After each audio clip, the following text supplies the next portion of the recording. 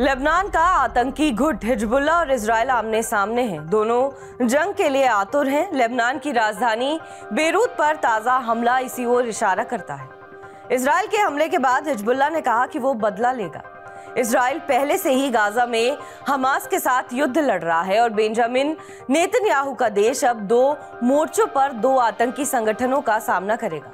Gaza में Israel और Hamas के बीच 7 अक्टूबर से ही जंग चल रही है। बीते करीब 10 महीनों से हमास जंग के मैदान में डटा हुआ है। अब सवाल उठता है हिजबुल्लाह को लेकर। क्या हिजबुल्लाह के पास इजराइल से जंग लड़ने के लिए पर्याप्त संसाधन है? अगर है तो हमास और हिजबुल्लाह में कौन ज्यादा खतरनाक है? इन सभी सवालों का जवाब मैं आपको बताऊंगी।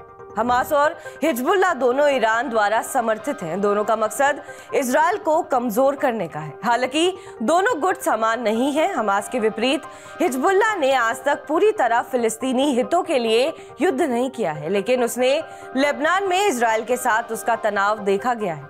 हिजबुल्लाह ने खुद को शिया प्रतिरोध आंदोलन बताया है। इसकी विचारधारा मिडिल ईस्ट से पश्चिमी शक्तियों को बाहर निकालने और इजराइल के अस्तित्व के अधिकार को अस्वीकार करने पर केंद्रित है। हिजबुल्लाह का गठन साल 1982 में हुआ था। लेबनान गृह युद्ध के दौरान ये संगठन आमने सामने आया था। इसे तुरंत ईरान और उसके इस्लामिक रेवोल्यूशनरी गार्ड कॉर्प्स का समर्थन प्राप्त हुआ, जिसने अरब के देशों में ईरानी प्रभाव का विस्तार करने के प्रयास में धन, हथियार और प्रशिक्षण प्रदान किया। 1990 में लेबनानी गृह युद्ध खत्म होने के बाद हिजबुल्लाह की सैन्य शक्ति का विकास जारी रहा। समूह ने इजराइल से लेबनान को मुक्त करने पर ध्यान केंद्रित करना जारी रखा।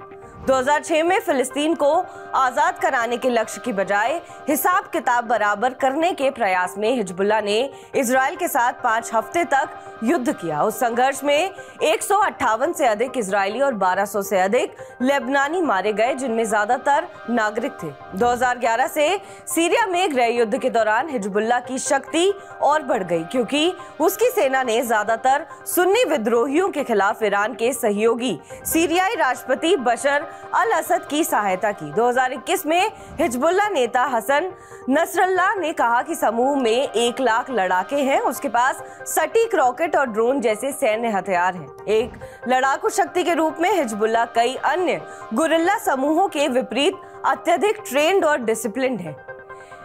Institute for strategic studies think tank के अनुमान के मुताबिक कुल 20,000 सक्रिय लड़ाके संगठन में हो सकते हैं। हिजबुल्लाह का कहना है कि वो अपनी मिसाइल और रॉकेट से पूरे इजराइल को निशाना बना सकता है। हमास पिछले साल अक्टूबर से जंग में इजराइल का सामना कर रहा है। उसके बाद ग्लाइडर रॉकेट जैसे हथियार हैं। एक्सपर्ट्स का मानना है कि हमास के पास तकनीक ईरान से पहुंची है। गाजा पट्टी में इसकी इंडस्ट्री ईरान की मदद से ही खड़ी हुई है। हमास के पास कितनी मिसाइलों का स्टॉक है, इसका अनुमान लगाना नामुमकिन है। ये बात कही जा सकती है कि हमास के पास हजारों की संख्या में अलग अलग तरह के हथियार हैं। बहरहाल इस खबर पर आपका क्या कुछ कहना है, हमें कमेंट करके जरूर बताएं। बाकी देश और विदेश की तमाम बड़ी खबरों के लिए आप देखते रहें TV9 डिजिटल।